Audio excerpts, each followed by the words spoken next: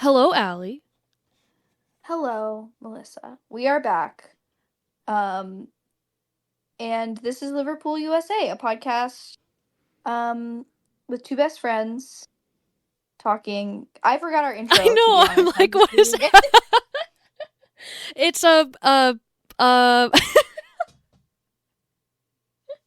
You always say it every time. Um, it's a best friends podcast because we're best friends. There we Yes, go. yes. There you go. Um, anyways, it's been a little while, as It you can tell by has. our stumbling over our words in the Yeah. intro. But life's been really busy lately. Um, so we're finally back and we have Yeah. things to talk about, and those things are books. Yes. Life is busy, but still we read. Yeah. Yeah. So talk to me about your attitude towards reading lately. It has been not what I want it to be, in short. Last year, I remember I think I read 12 books, and I was like, that's my goal for next year, like a book a month. I feel like that sounds reasonable. 12 books. It is June, and I have Mhm. read one, maybe two. So that's where I'm at. I just because my goal, like my realistic goal for myself, is that I get ready for bed and I read, at an appropriate time so that I can get in bed and read before bed. And of course, there's other opportunities where I can and should be reading at other times, but that is kind of my goal for myself and like the most realistic time when I can like dedicate time to reading.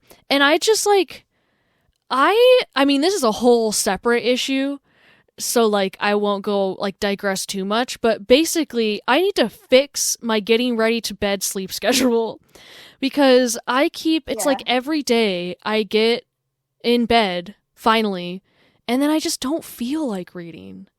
And I don't know if it's the book that I'm reading right now. I don't know if I just feel like it's just been this like vicious cycle that it doesn't revolve around reading, but revolves around like my sleep schedule, my awake, everything happening in my life.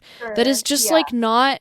I just don't feel like it recently. When I actually have the opportunity to do it, so that's where I'm at. But we're working on it. We're working on ourselves, and we'll get there. I'm not gonna be, or I'm gonna try. Not be hard on myself about it. So Yeah, that's where I'm it's at.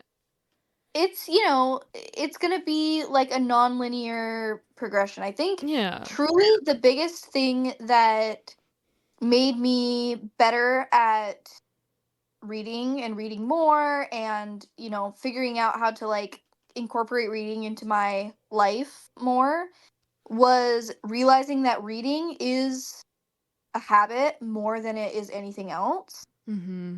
and so you have to treat it like any other like good habit that you're trying to build.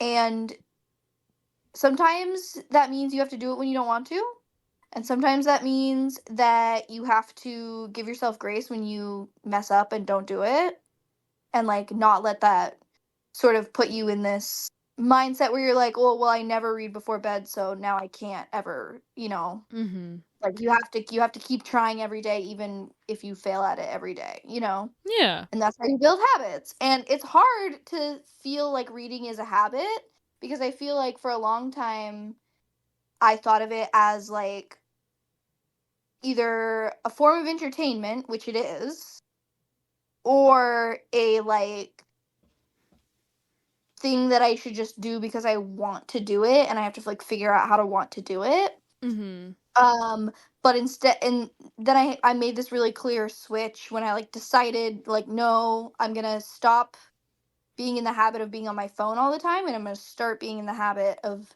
being in my book all the time. Mm-hmm. And that was like a good mindset shift for me. And now I'm like so in the habit of reading that it doesn't really matter what I'm reading. My habit is to pick the book up, and then I can kind of go from there. If I'm not jiving with the book, it's like I know it because I'm trying to read the book and the book sucks, and then I change books or, Mm. whatever. But I don't let myself say that I don't like my book until I'm actually reading it and I've gotten 3 pages in and I'm like, this is Mm. not, I don't like it anymore. But I have Okay. to be in the like habit of picking up the book and starting to read no matter what. All right. I like that. Sounds that sounds realistic and attainable. So for the most part, I like that. I Yeah, like that yeah. concept. That's like a good, healthy concept. Do you feel like, okay, so like what has been for the first half of this year, how has your reading been going? Yeah, I'll give you my stats from my spreadsheet. Okay. Um, I have read 30 books Oh boy. since the start of the year. Um, I have read 21 different authors. So of the 30 books, 21 are different authors. So I have some repeats. Um, and my average rating of those books is a 3.63 out of 5, which Okay. I feel like is a little bit low, to be honest. Yeah. But we can, we could talk more about that. And I think that has to do with the fact that I will read even if I don't like the book because I'm Mm-hmm. in the habit of reading the book. Mm-hmm. And then most of the time I'll get most of the way through and be like, well, I may as well finish. Mm-hmm. So that's kind of where I would like to improve is reading stuff of higher quality where I actually am like choosing books that I'm going to like a lot more because I know Yeah. there's so much good literature out there and I think I need to be better about the books that I'm choosing to pick up and like, Yeah. getting my bookshelf of books I haven't read yet pared down to only bangers. Yeah. Yeah, I feel like that's an interesting. I remember in like one of the classes I took in college, there was some conversation. I think about it a lot, even though this is going to sound vague, but some kind of conversation about being selective with the media that you consume because there's so much media and only so much time. And I think, Yeah. like, especially for me, I think about that a lot because I don't read. I mean, some people, read one book every 18 years, so it's like it's difficult to give that Right. comparison in terms of like you and I, obviously you read a lot more than I do. Um but yeah, I think about that kind of a lot, like being selective with, not only books but all media, but like especially books because I don't read a lot. So I try to make sure it's something that I want to read, which of course you can't really know that until you read it. But there's Right. only so much you could do before you actually read the book. But I'm curious. I don't know exactly how we want to structure this, but I am curious to hear a little bit more about the books that you have read. I know that and I've seen that you've been reading a little bit of like the trendy books right now, which I'm curious I about. have been. I Yeah. think this is where I might be falling into a trap that I need to be more conscious about not falling into Okay. is that I've been reading a ton of super trendy books that are on the bestseller list that everyone at work is reading and they want to talk about. And so when all of my coworkers are like, "Oh my gosh, have you read the new blah blah blah book?" or like, "Have you read this series?" or whatever, my instinct, because I read a lot, is to be like, "Oh yeah, of course I've read that." Like I'm the girl who Mm-hmm. reads. Like, of course I've read this popular book. Mm. But I don't actually like some of them. So And maybe we should just get it. So okay, I want to hear how you've been choosing books. I want to hear. Okay, so here's three things that I want to hear in this podcast, and we can go back and forth between you and me, and whatever else yeah. you want to say. But I want to hear how you do choose your books and how you are thinking of changing that. I want to hear about the trendy books because I don't really understand what's going on, but I see like all the girlies reading it and I'm curious. And then I Yeah. want to hear what books you have read this year that are your favorites that you've read this year. So those are Okay. the three Yeah. things I want to hear eventually. And here's what I want to hear from you. I want to Uh-huh. hear just about the book that you have read Mhm. Yeah. this year because you said you have a lot to say about it. So Mhm. I have no idea what it even is. So I would love to Oh. hear lots about that. And then two, I would like to hear what book is next up or like what you're Yeah. currently reading now or what's next on your agenda. And then I'm trying to think of one more thing because you had three things, but I can't. Well, you don't have to, but But just in general, yeah. I just want to Okay. hear more about your reading as well. Okay. So So, okay, how do we want to do this? Do you want to start or give it to me for a little bit? I guess if Well, you had three things, you can address the first question first. What was the first one? How are you choosing? Is that what it yeah, was? Yeah. yeah. So I am choosing books on vibes alone at this time. And Okay. I think that's the problem. What are the Is vibes? Like what are the so the vibes? vibes are one, I'm taking a lot of influence from people around me. Okay. A lot of those people are my coworkers who read a lot of very popular fantasy and romance books. Which I know is the trend right now. Yes. So absolutely everybody in my office reads these books and is obsessed with them. And I always want to be in on it, like I Mhm. have FOMO about these books, so I Mhm. always read them. And I would say it's like a 50% success rate, where it's like half the time I'm Mm. like, oh, okay, that was kind of fun. And then half the time I'm like, this was not that good. And like pretty much never am I like, oh my God, this was actually amazing, mm. you know? So the So second part of the question is how are you trying to change that? yeah, I Sorry, I am interrupted you. trying. No, please. I'm trying to be really honest with myself about what I like because I feel like oftentimes I feel like I know what I should like, and I make myself have you know, like this taste level or something where I'm like, I have sophisticated taste, or like genuinely enjoy reading the classics. And sometimes I do, but also I have to be so for real. mhm. And sometimes I don't. And sometimes I just think that I want to like the classics. And also same with these like really trendy books where everybody around me is like, I read this Sarah J. Maas series and I thought it was amazing. It's so fun, blah blah blah blah. And I want to like also think that because that's what everyone else thinks. Mhm. And then I have to be like so for real with myself where I'm like, I don't actually think that that was that good. And so I'm trying to be more honest with myself about things that I do read that I genuinely like, and not Mhm. just because other people like it or just because I feel like I should like it for whatever reason. But what I genuinely like, and then do research, like actually put the time into finding out like what about these books did I like? Was it this writing style? Was it the content? Was it the like structure, the genre, like whatever it was that I actually liked, trying to pinpoint more what I actually liked, and then finding more books along those lines. I've started actually asking the booksellers at my bookstore, like, I read this and I liked it. What would you recommend to me? Which is And cute. I that, like that. Human yeah, connection. Yeah. exactly. So I'm trying to like do some more of that. Um, One book that I is coming to mind immediately, my most recent book that I loved was called The Ministry of Time by Kayleen Bradley. And it's like a sci-fi type book, but it also has like politics in it. Mm. That's very vague, but it's like what if time travel, but then like let's be like really realistic about it, and if time travel actually existed, like the government would like start doing some shit with it. Mm. Uh, and it was so interesting. It had me so hooked. So now I'm like, okay, I'm going to start trying to find more books like that because I actually genuinely really liked that book. And things like that. But anyways, that was a very long-winded answer of I'm gonna No, try to it was stop listening good. to the book talk girlies. Yeah. All right. Try to listen to myself a little bit more. Okay. All right. Heard. Um I like that. Okay.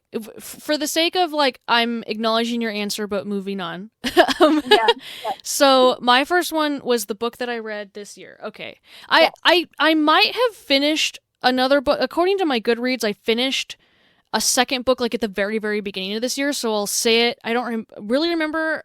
Maybe I did finish it at the beginning of the year, but I'll mention it just to, like get it out of the way if I really did Yeah. read it this year. It was very very short, and it's called The Little Book of Satanism: A Guide to Satanic History, Culture, and Wisdom by La Carmina. And it was what it sounds like it is. It was this really really little book. I love the cover. It's like purple. Um Hmm. and and it just what it says it was. It was a history of Satanism, from like the first kind of traces of whatever it was years and years ago to what it is today. And I thought it was a really, really good little summary. I'll probably draw from it when we do the Inevitable Satanism podcast, which I feel like I'm about ready to do, by the way. So maybe we could do that sometime soon. But yeah, so that was a book that I may have finished at the very beginning of this year, if my Goodreads is correct and I kept up on it. But the one book that I read this year, like one significant big book, is My Effin' Life by Geddy Lee. I don't know if you saw, I actually wrote an Instagram post about this one.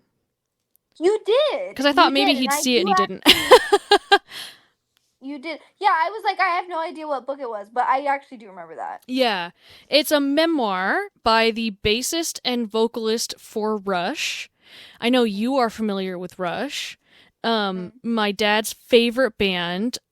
This was published in November 2023, and I got it for Christmas of 2023, and or around that time. I think I actually bought it for myself, but got it around Christmas because I got it with a ticket to like a virtual talk. He was doing a book tour, and I couldn't go to the Seattle date, but he did a virtual one, so I attended that, which was awesome. But this book is probably my new favorite book ever. Wow. Okay. I like memoir. When I was in college, I discovered a love for creative nonfiction. I mean, we could talk about that for a long time, but like I really, really like nonfiction. I haven't read a fiction book in quite a long time because I just discovered how much I really like nonfiction. I really think it's intriguing to read about other people's lives and other people's experiences. I love learning from it. And to me, stuff that happens in real life, some people have lives that just don't sound real, like to you or to me. And so that is so intriguing to me. And this book it's a pretty big book. Like you can't see it, but it is, it's not small. It's like, 500 pages. Which I don't really, that probably means more to you than me, but like I don't know if you like saw it. It's not a small book. It's a decent sized book, and so it took me a while. And one of the reasons I finished it in the time that I did, because I finished it in April, I think, but I at work we had a lot of downtime, and I read mostly at work, honestly. At the beginning of the year after the holiday season when it was like dead. But I cried multiple times reading this book. I laughed reading this book. I felt like every human emotion that you could feel, because Rush obviously is so important to me, and Geddy Lee is the reason why I play bass. Like just, I could go on forever about how important this band is to me, and to read more about this person specifically was just so special to me. And, I didn't know that when he was, he might have been 14 or 15, and I think his father was 45, and when his father passed away. And I didn't know his father passed away when he was young. I definitely cried at that point because I'm, as a person who lost their father a year and a half ago, I was like, very similar, not the same, of course, but like very like similar thing. I was like, I can connect to this on like a personal level. Of course he talked a lot about the music. I ended up doing a thing where not at the same time he talked about it, but when I was reading this book, I listened to all of their albums in full in chronological order, which I'd actually never done before. There were actually Rush songs I had never heard, which there's so much music. There's so much Rush music. So I listened to every album front, and it gave it like a new meaning to me. How did I say it in my Instagram post? I'm just gonna like look at my post and some of what I said. I said, Yeah, I said, in a way, I feel like I was born into Rush fandom like it was a family business. It wasn't just encouraged, but expected. Of course, I developed a sincere love and appreciation for the music, and especially after reading this book, along with listening to every album in order, I feel even more like I've invented my own personal relationship with the band and music. So, like, it was already important to me, and I had this Yeah. context of being raised with it with my father. And then, like, reading this and listening to all the music on my own, I felt like I was also developing, like, a new, unique personal relationship with it, if that makes any sense. Yeah. Um, That's very special to like yeah. read a book and feel that connected, you know. It was, yeah. And it has so much. Like, in the beginning, he dedicates a lot of space, which I think is so important, to his family story and his parents' story specifically. And his parents were met and married in concentration camps during World War II, and then Mhm. escaped to Canada, and then had, children when they lived in Canada, and so that's where he came from. And that is something that I also realized that I really didn't. Of course, I knew about, I knew about World War Yeah. II. I knew about what was happening. I knew about concentration camps. I knew about all this, but to read, like, I had never heard such specific, detailed accounts of that kind of a thing, of some of those stories. And so that was incredibly Yeah. visceral to read, that I would recommend to, pretty much anyone to read, because I think stuff like that is so important. Um Yeah. and just so, like, astounding to read about. Mhm. So yeah, and then of course all the stuff about music, and then of course I cried again when he talked near the end of the book about Neil, the drummer, passing away, because he passed away in the beginning of 2020. Mhm. And so, like, which was a sad time for me too. Of course, nothing like, like theirs, but um so Yeah. just all of that, it, yeah. But anyway, I mean, yeah. So that is, like, my long summary of how much I freaking love this book. I love this book so much. I've been trying to get my sister to read it. Because of course, she's my twin sister, so I think that she'll really like it too, and it's so important. And if you want to read it too, I recommend it, of course.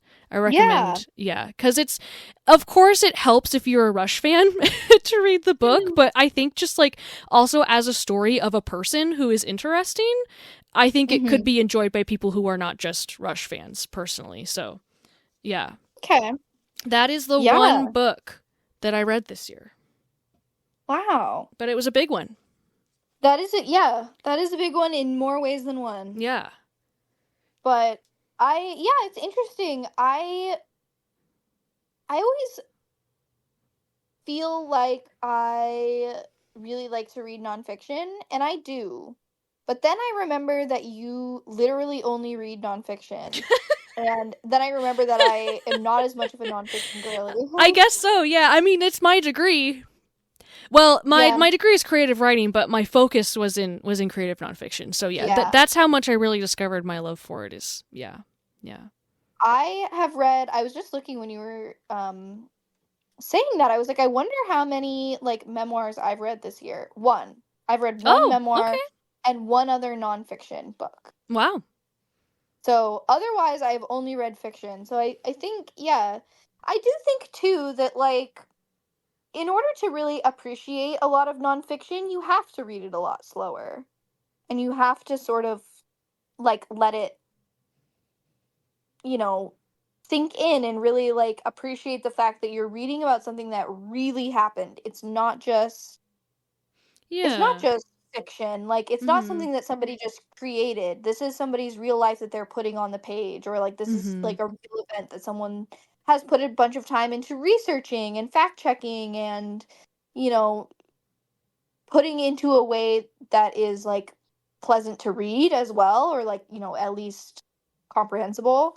And I think the craft of creative nonfiction requires that the reader take more time with it than the craft of like just fiction writing, if that makes sense. Yeah, I think that's a really interesting perspective. Yeah. I think that And that that, that so could be true. Yeah, and so I think like too, It makes me feel a little bit pretentious, to be honest. Because I don't dislike fiction. I love yeah, fiction. It's just, for whatever reason in my life, my recent times, I've just, been more drawn to nonfiction. Yeah. yeah. No, fair enough. I definitely have had seasons where I'm way more into nonfiction, Mm-hmm. and then seasons where I'm really into a lot of fiction. And I think it just depends on the mood and, because there is an element of like learning from nonfiction where you're like reading about a real thing, there's history, there's, whatever, where you're like, I need to remember this. Whereas I feel like a lot with fiction, it's okay if you don't remember everything because it's not real anyways, you Sure. know? Yeah. Um, yeah, I did want to talk about one of the nonfiction books that I read this year. I actually just finished it on June 5th, Okay. not that long ago. The only nonfiction book I read besides the other memoir that I read. And it was one of my like 3 or 4 5-star books that I've read so far this year out Ooh. of the 30. So it ranked very high. It's called The Art Thief by Michael Finkel. Okay. And it is about this real guy who was in France and Belgium and literally stole so much art. So much. It's like absurd how much art he was able to steal without getting caught. And this was in like 2007. Oh Like it's not wow. like it was in like, Oh before wow. they had security cameras. Like Yeah. no. This was like very recent. He is still alive. He's I think like 40. Like he's not old even now. And he is still in prison. He got out of prison in like 2017 or something from his original bout of crimes, and then he just stole more. He just didn't learn his lesson and Oh he my just stole more. gosh. And he went back to For prison money? in 2020. No, this is the interesting part. Okay, so this is what was so fascinating to me about this Uh-huh. book is he stole millions, billions of dollars in like Mm-hmm. art, and he just put it in his house. Oh my He was god. like, I just wanted to look at it. Brother, you can buy a print. Yeah. No, he was like, no, I Oh, wanted to like have it. And so he didn't sell it, and that's how he didn't get caught for so long. wow. Because he just had it in Because his he house. didn't sell it. That's such a specific. Maybe this is going to sound bad. This is such a specific mental illness. Mm, yeah, That no, and is like that's such a part of the book niche as thing well. to do. Yeah, because so like part of the book is like talking about like, okay, was he just like a kleptomaniac? Like, did he just Yeah. want to steal stuff? But like and no, when he was like interviewed and like when he was in court, he was like, I love art so much that like I can't live without like having all of this art in my house and like looking at Wow. it all the time. Wow. So, anyways, I highly recommend that. That's like my only nonfiction recommendation I can give to That's you. But fascinating. it was really good. The whole book like dives deeper into like how he does it and like more into like the psychology of it all. He has like a girlfriend who like knows about it the whole time, so that's always very interesting Oh to yeah. me Wow. when like people will keep other people's secrets like that. I'm like, why? I would be Mm-hmm. squealing immediately. I know. But like, Yeah. anyways, highly recommend that Yeah. for nonfiction. That's my one plug. Okay. Yeah, do you want to talk about your favorites of this year so far first or the trendy books first? Yeah, I'll kind of segue into a couple of other favorites because I already Yeah. talked about Sounds good. two of them. Yeah. But the other book that I rated 5 out of 5 stars was called Tom Lake by Anne Patchett, and Have I heard that name before? Maybe. Does she write? possibly Yeah. Okay. Anne Patchett. Yeah, she writes. She's decently popular, I would say. Um, and I have read like a few of her other books, and I've liked a few of her other books quite a lot. So I feel like I've talked about her Oh, okay. as well.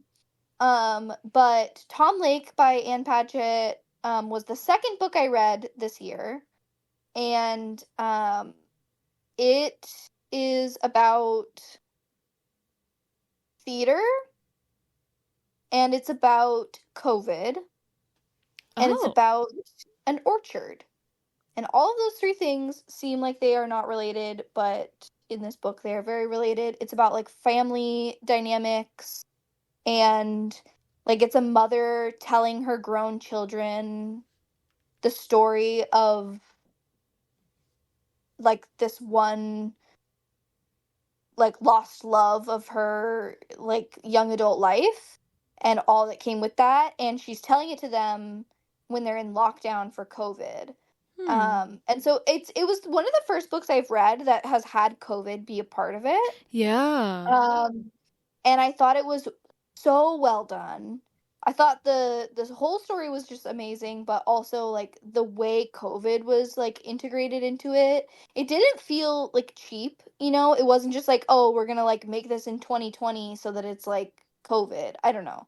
You know, it felt very like made with intention, if that makes sense. Like it Yeah. added to the story for it to be set Mhm. in that, and it felt very like I don't know. Yeah. Anyways, I thought that was very good. And then my only other 5-star of the year. So The Art Thief, The Ministry of Time, Tom Lake, and then my only other 5-star of the year was Yellowface by R.F. Kuang. Hmm.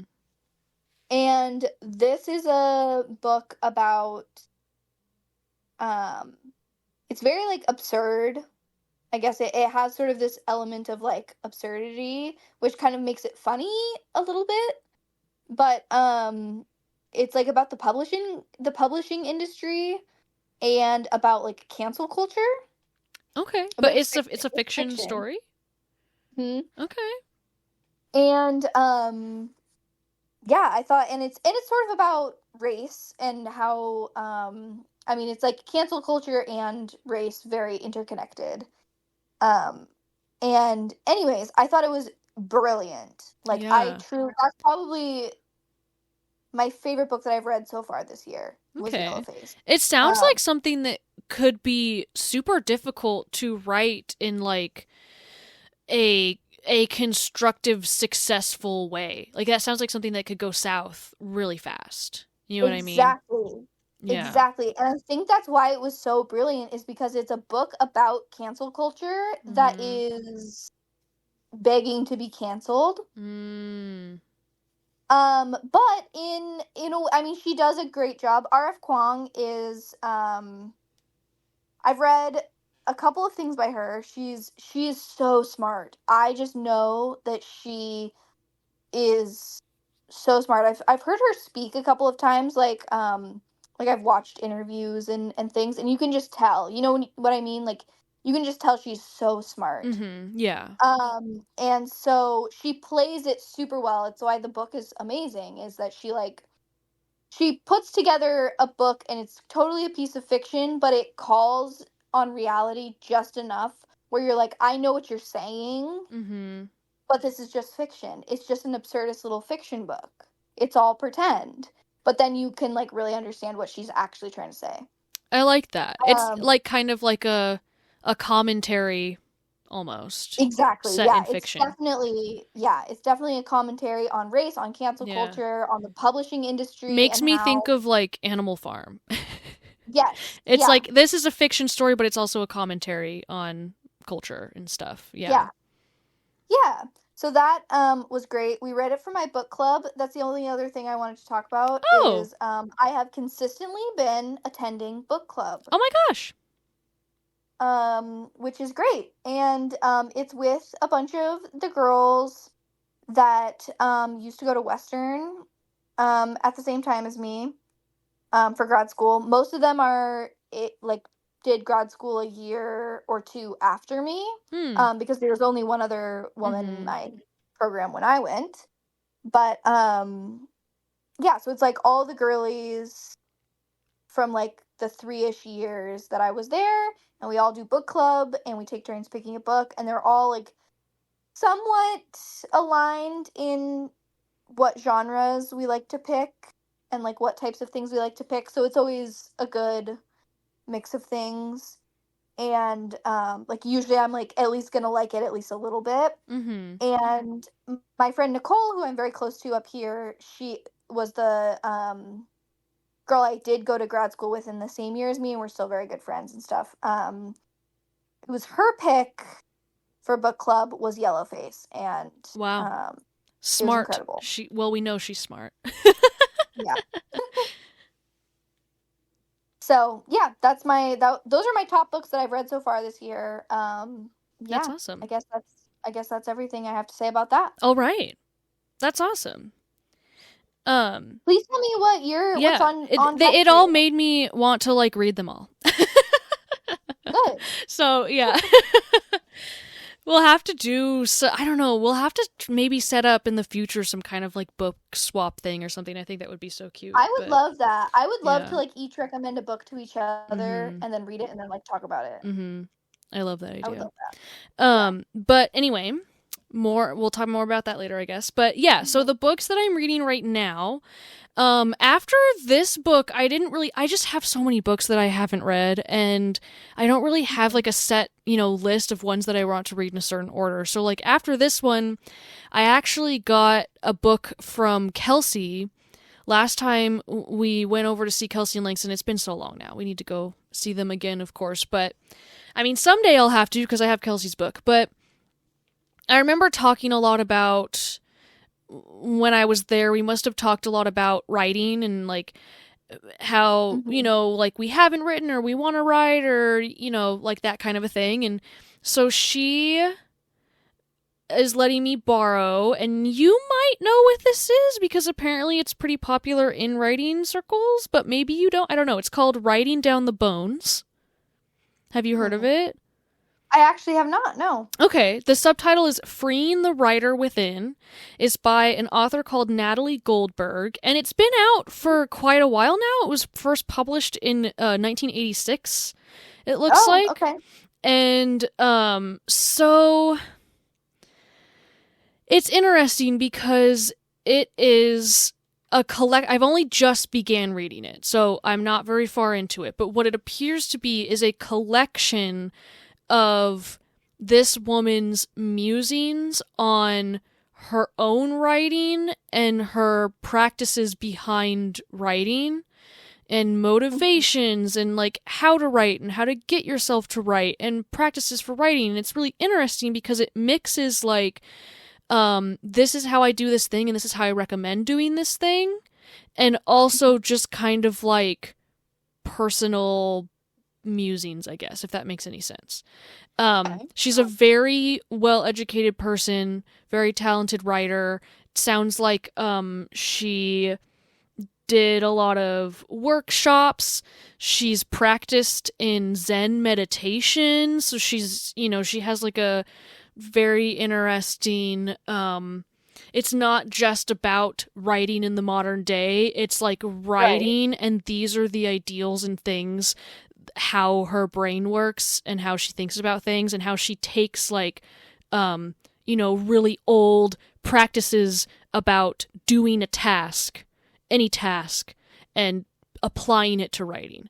Like it's Okay. like different. It sounds very different and it's difficult to explain, but so Mhm. far it's been good. I like it. It's like very very short chapters because each one is kind of a little individual thing.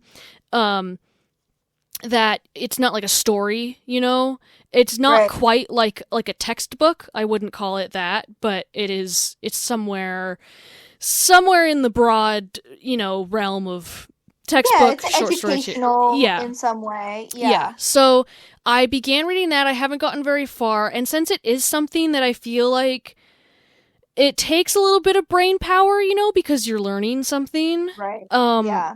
But it's also not like a story that you sit down and read all at once, at least not for me. So, to kind of balance it out, I'm doing a thing that I don't do very often, and I'm going to read two books at the same time. Okay. So, I've started that one, but actually, just last night, I started reading, which I have had for quite some time now, but finally picked it up, Joan Didion's The Year of Magical Thinking. I have read that actually, and I am excited to hear what you think about it. Yeah, I think it's her most popular book. Like her most well-known book Yeah. as far as I understand. And actually, I finally picked it up because I keep up with the podcast Ear Biscuits, Mhm. with Rhett and Link, and at the end of every episode, one of them they trade off on a recommendation. So sometimes it'll Mhm. be like a song, like people should listen to this song, or people should read this book, or people should watch this TV show, or sometimes it's a really silly thing, you know. And Rhett was like, I recommend this book by Joan Didion. And I'm like, what? The boys are talking about Joan Didion? Like, what's happening right now?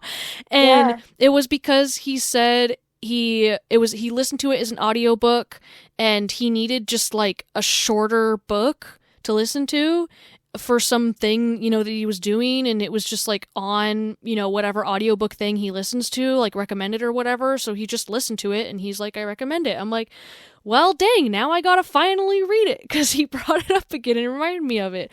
And I guess I don't know. I guess I just want to hurt myself even more with all the books that I read this year because it's Yeah. about, you know, after her Yeah. husband dies. And I literally just started reading it last night. Finally picked it up and started reading it. And it is already like, yeah, this is a lot, you know, because immediately she talks about, you know, how her husband passed away and the stuff around that. And it was very traumatic. And, but Yep. gosh, her writing is so gorgeous. I'm just reminded why she's literally one of my favorite writers of all time. I Yeah. can't help it. I love her writing. Um, it's a Yeah. little bit different. Some of it's not the way I would write. Like, she is obviously from a different time, writes in a different way. A Yeah. lot of it has to do actually with the punctuation that she uses. I noticed that when I was reading. This is such like a writer thing to say, but like, like who else would notice this? But Yeah. in the way that she punctuates is interesting to me. Um, but I've always been so intrigued and fascinated and admired how she uses words and the words that she uses, and I know that that was something that was very important to her, and it's something that is important to me in my writing. I think that like every word that I choose is important when I'm writing, so I admire that a lot. But that's what I am reading now. Good. Yeah. I remember reading because the only book by Joan Didion that I've read is that one, Mm-hmm. and when I read it, I was like, oh my god, I immediately need to read more of her stuff. I haven't yet. I Mm-hmm. should, but I haven't. Um, and then my other thought was immediately like, you would like this, but Mm-hmm. I read it about a year ago, and so I was like, no, I'm Oh, not gonna recommend that. maybe let's wait. Um, Yeah. yeah. Yeah. So, yeah, but I'm very excited to have you read it and for us to be able to talk about it. And I hope that it is healing Mm-hmm. as much as it is hurting. Yeah, I think that for me, like what I went through reading Geddy Lee's book is it was, oh my gosh, what's the word? There's a very specific word for something that like you get your feelings out. Cathartic? Yes. Like cathartic in like a healthy way, you know? Like Yeah. this is an avenue that is healthy for me to experience like a connection and also my own emotions. And so I'm kind of like hoping and expecting that a similar thing will happen through this, is that it will be like not every therapeutic experience is soft and warm and fuzzy and fun. You Yep. know what I mean? Yep. So Yeah. that's the mindset that I'm coming at this with, and I believe it will be that way, is that like this is a safe space for me, Hmm. and reading this literature is going to be a safe space for me, and if I have to process emotions while I'm going through this, then that's how it's going to work. And so yeah, that's the mindset I'm coming at it with, so I think it'll be a good thing, and I am excited about it. The only other Joan Didion book I have finished is The White Album. It's a Hmm. collection of short personal essays. And I really enjoyed it. It took me years to get through just because I was very, very casually reading it on my Kindle app over like many Yeah. years. But I do remember enjoying it, of course. And there were particular, I know I have a lot of like highlights like in my Kindle app. There were very particular, Yeah. specific short stories that I really Hmm. enjoyed. But yeah, this one, of course, I'm like 2 chapters in and I've got like underlines and I'm writing little things. Like there's already, Oh stuff that yeah. I'm connecting with. Yeah. So yeah. Good. Yeah. Very nice. Yeah. So are we going to kind of approach the end here talking about the trendy but I'm just so curious about the trendy books. Yeah. Let me talk to you. I know everyone is waiting on bated breath for me to talk about ACOTAR. So let's talk about ACOTAR. Because you started reading that last year because I remember talking about it a Yeah. little bit. And are you reading, okay, is it a different series by the same author? Yeah. Okay. Yep.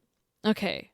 So, okay. So in the beginning of this year, I finished ACOTAR and I read like the last 3 books in the ACOTAR series. Like those were my first like 3 books of the year.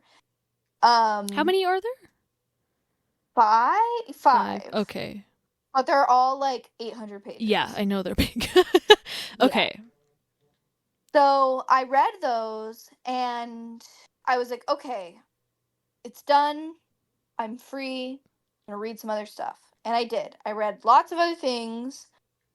And then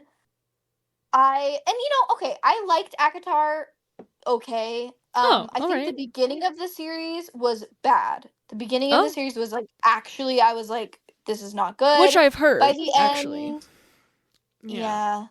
By the end, honestly, the last book was my favorite of the books. So I'm like, Okay. it got better. I genuinely like kind of liked the end. Um Wow.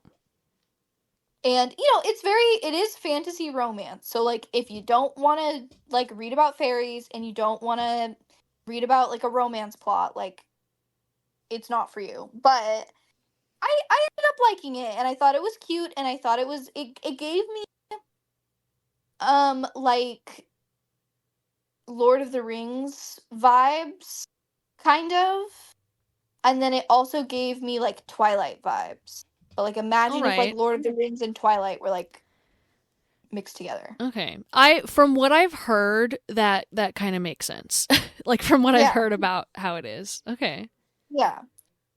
And so I read some other books. I did end up reading Fourth Wing and Iron Flame, which are like the other fantasy romance series that everyone's like lost their shit about. Is that the same Um, author? The one that's the same? no, Oh, okay. that is a Oh, different that's the author. one. Is there like a bird on the front? Dragons. It's dragons. Okay, it's dragons. Okay. I've seen those around too. Okay. Yeah. And there's only two of those? There's only 2 of them so far. There's like another Oh, one coming okay. out at some point. Okay. But I liked those I think a little bit less. I truly those like I read those 2 because I was pressured into reading them from everybody else.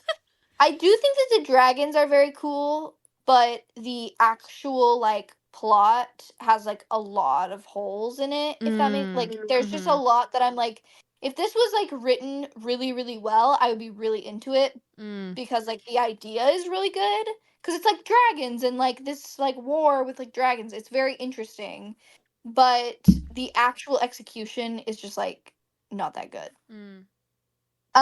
So those are my like trendy books. Then I took a really long break from trendy books because I was like, okay, I gotta be. So like I finished Iron Flame in February 17th, and then I did not read another trendy book until April, which I guess that's only like a month and a half, but you know. Uh-huh. You took a little bit And of a then break. Yeah. yes, I took a little bit of a break, and then I read Throne of Glass, which is the first book in the other Sarah J. Maas series. Mm. And I was a hater. I was like, listen, fine. I'm giving this one more chance. I'm reading the first like 30 pages of this book, and if it's not good, I'm not reading. Like I'm not reading it. I Mhm. don't care how much everybody says it's like amazing. If I'm not liking it, I'm not reading it. And you know what? I liked it. Oh no. Do you think it's better than her other series?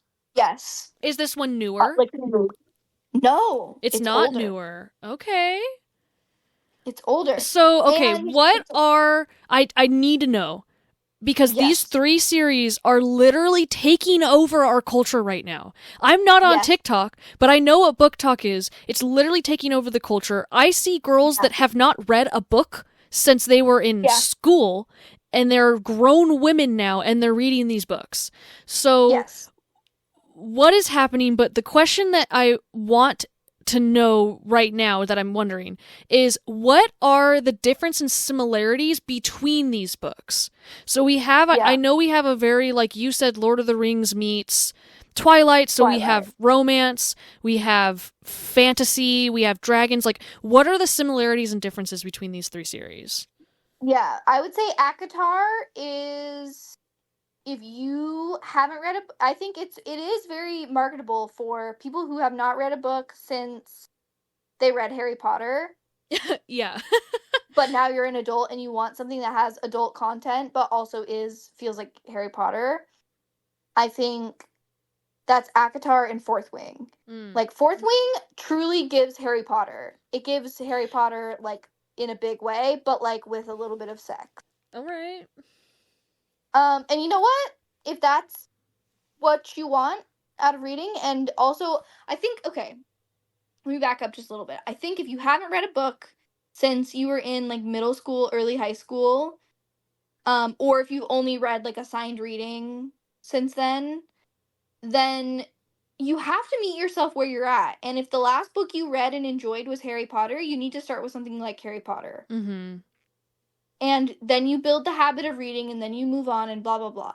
But I think you have to meet yourself where you're at.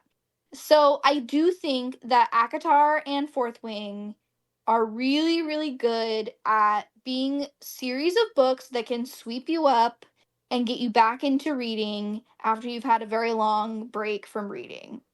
Because they're easy to read, they have entertaining plots, they have sex appeal, like they are appealing. I get it, like if you haven't read and you want something entertaining, like I think they're entertaining. Do I think that they have like really strong literary merits? Like no, I don't. But I think that they could be very fun and I think that they can like really get you hooked back into reading because they have a lot of like interesting characters. And yeah, I think we talked about this a bit in our last book podcast because I was talking about the ACOTAR series then. Yes. Yes. But I think people need permission to like things that have sex in them, Mhm. and these books are giving a lot of people that permission because it's like reading instead of like watching Mhm. something, And right? Like it's I don't trendy and so it's like socially acceptable. Yeah. exactly. And I would go off on a tangent about that to ask like more questions, but I still need my Yes. question answered, so I'm not going to interrupt you Yes. yet. Yes. But the so I don't know. I think those two series are very similar in that sense. I think what I don't like about that is that I do read a lot of books. I am looking for literary merit. I have read a lot of stuff since I read Harry Potter. I'm not looking for a Harry Potter replacement. Mhm. So I also am not I'm not a hater of the sex scenes, but I'm also not like chasing the sex scenes, you know what I mean? Mhm. Like Yeah. I feel very neutral about them. So like it doesn't do a lot for me. The Throne of Glass series is pure fantasy. It is not a romance. There's some in the sense that like there are human relationships like in these books, Mhm. but it's not like a romance plot line. Okay. It is much more of a like fantasy war politics type of plot. Like it is about a war, or at least like political conflict that leads to a war. And it is set in fantasy. It's very much more like Game of Thrones, I think. Okay. Like it's more violent, it's more like So I it's get like a I think medieval but there's dragons type fantasy? I would say it's, yeah, it's not medieval. Oh, It's okay. but I'm but like curious they're about the world of these books, like what the world is and how different and similar they all are to each other. Because all I know is that there's an uptick in that kind of aesthetic, like this dragon fantasy Ren Fair yeah. aesthetic, Yes. and I'm like, I don't really understand what's happening. I have conflicted feelings about it because I have that weird hipster brain that's like, I like this aesthetic and now it's trendy, but I know it literally doesn't matter. Yeah. So yeah, like It's definitely like a fantasy world. I would compare it to like Lord of the Rings, where it's like oh yeah. you are not on anywhere that resembles Earth. Like it Yes. is not Earth. This Okay. is we're somewhere else. Mm-hmm. So I wouldn't quite call it medieval because it's not anything comparable to like an Earth time period.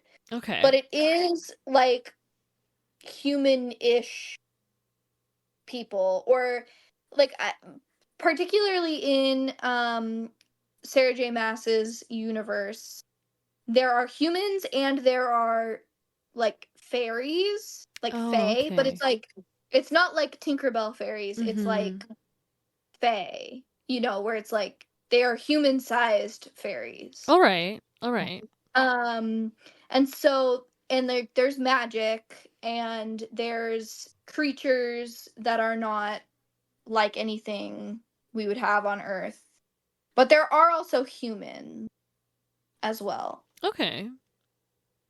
And then they get up to trouble. There's kingdoms with kings who are at war with each other. And they have not modern technology, but not medieval technology. I don't really know how to explain that. It's Mm-hmm. just sort of like it's not like they don't have technology, but they also don't have the same technology that like we in 2024 would have. Like, Sure. like they have I don't know, they have magic, so that's what they Oh, use. all right. All right. Yeah. Yeah. But yeah, so I don't know. I think I like I am realizing I like fantasy, I like sci-fi, and I like romance. I'm not like opposed to romance, but I Mm-hmm. think when it's this like romantasy genre that is really popular, like with ACOTAR and Fourth Wing, where Mm-hmm. it is like a Harry Potter like story or something like that, or like Lord of the Rings like story, but then they just add sex scenes in to like make it sell. I'm not super into that, Mm. but I like when it is a little bit more like the plot is really well thought out. Like there's magic systems and world building that make sense. You can't poke holes in them, kind of thing. Mm-hmm. Because that's my other problem with Fourth Wing, is that there's so many plot holes that it's like this magic system doesn't make sense. Mm. So I can't buy into it. I don't care how much good sex they're having. Like the magic Do doesn't you make think sense. that's why that series in particular got popular? Because I know, like, Sarah J. Maas, she has these two series, but it's her, like, those are her series. But this Yeah. other one, like, where'd that come from? I think so. I do think that Fourth Wing didn't copy in like the sense that like there's no like copyright infringement, right? Yeah. But like I think it's very clear that like Sarah J. Maas wrote ACOTAR, and then Rebecca Yarros read ACOTAR and was like, I could do that. I could write something like Mm. that, and Mm-hmm. then like wrote something like that. You know what I mean? Yeah, which is probably happening a lot right now. Yes. Yes. Yeah. Which I get. And another thing that I think is interesting, we're at just about an hour, so like I know we could talk about this for like way too long. But like Right. Yeah.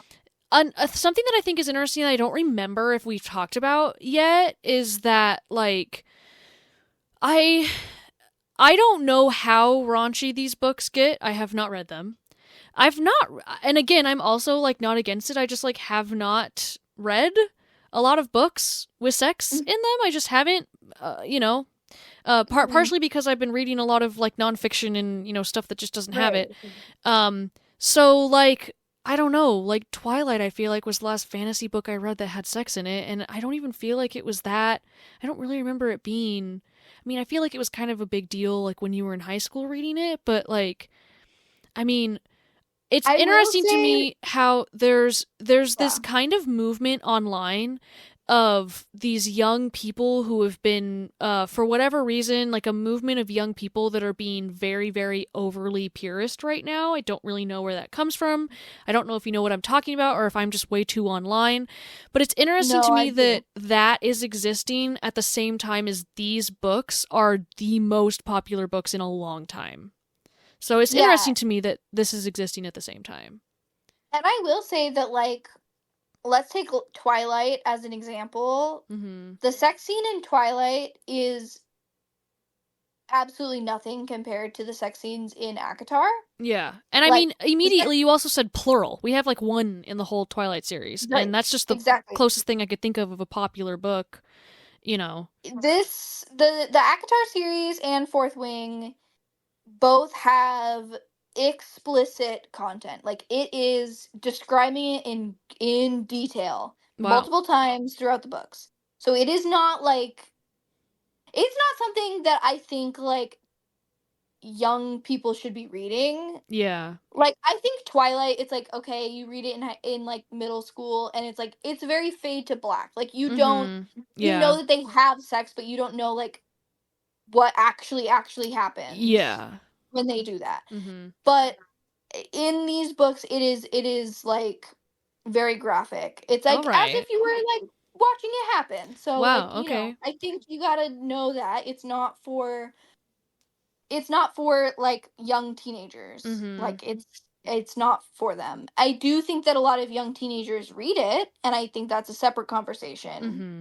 But yeah, I don't know. So I do understand why it's becoming more popular, because I know that people want an outlet where that can be okay for them to Yeah. read. Yeah. And they haven't had that before, and now they do, and Yeah. it's, in Barnes and Noble and easy to get. Yeah, because I know So, fantasy romance has been around for a very long time. It's an yes. untapped Yeah. genre for me, but I know it's been around for a very long time. Yeah. But it's interesting that, like, I feel like this has to be the first time, unless I'm really missing something, like, literally the first time ever that a fantasy romance series has been the most popular book series in culture, like, right now. It's And I just think, fascinating to me. yeah, I think that a lot of it has to do with, like, young women really are, and by young women I mean 18 to Yeah, 25 year young olds, maybe. women. Yeah. Women, not girls, yeah, Mm-hmm. are able to have agency in a way that they haven't had, even in, like, you know, the 90s, even in like the Mm-hmm. early 2000s. Like, Mm-hmm. it was still very taboo for a young woman to talk about sex, or Yeah. to like things that are like quote unquote cringy or too girly or not girly enough, or for a young woman to just like what she likes and be unapologetic about it and not have to like abide by some standards, I think is actually a much newer concept than we kind of Yeah. think that it is. Yeah. And I think that ACOTAR being as popular as it is like directly related to that, because I do think that, like, at the end of the day, ACOTAR is for the teen girls, and by teen girls I mean 18 to 25-year-old Uh-huh. women. Yeah. It's like it's for like girls being able to just like express themselves and like think about a hot fairy man and like Yeah. just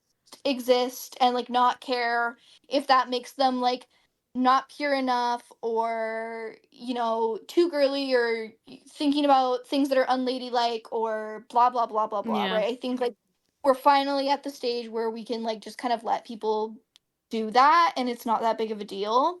And I think that's why these books are as popular as they are right now, is because it's kind of the first time that something like this could be this popular Yes. Yeah. without there being a big like huge backlash Yeah. That from. makes total sense. I feel like Yeah. that's like very smart. That makes total sense. Yeah. The girlies and the gay I'm about to say something that sounds so stupid. The girlies and the gays are like really taking over right now because we've got those like fantasy romance at the top of the charts, and that Baldur's Gate 3 game that everyone's playing right now too, Yeah. that like And has Chaperone fantasy and is sex. Oh yeah. Oh is yeah, we on the didn't top of the have chart. I don't really super know who she is, but my poetry circle guy Went to see her on Wednesday, so we didn't have poetry. So good for him and his wife. Yeah. So it's 2024 is shaping up. Yeah, there's pros and Yes. cons, but at least right Yeah. now, these are some pros. I Yeah. probably will not read them, but that's fine. Yeah. I think that's fine. I When I read them, I was not thinking, who would love this is you. No, but Uh-huh. I do. There are many books that I read that I think, who would love this, and it's you. But Aw. those were not one of them. So I think you're good. Yeah. Yeah. I'm just so behind. I'm like, I don't have time for this. I don't That's fair. I'm so That's do fair. not hand me an 800-page book right now. Like don't do that. No, no, no. And I think too that it's okay. I have had to remind myself, and this is part of, full circle, like learning to choose better books for myself. Yeah. It's okay to not want to read stuff that everyone else wants to read. Like, it's Yeah. okay. Yeah. It's okay. But I am reading the Throne of Glass series. I'm on the third book, and I actually think it's far better than the other stuff. Okay. So I recommend that. Is that a similar universe as her other books? Yeah, I would say so. Like I said, it's more it's not romance Oh yeah. Uh-huh. plot centered, but like the universe is similar. Like there's Mm. fairies Mm. and Okay. etc. So yeah. Sweet.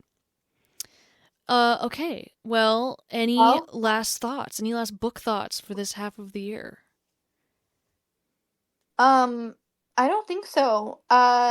My total number of pages that I've read. This is one Oh other yes, the stat from my stats. Yeah. thing.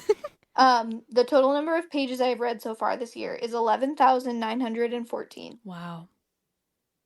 So just wanted to tell you that. Wow. But otherwise, that's all I have.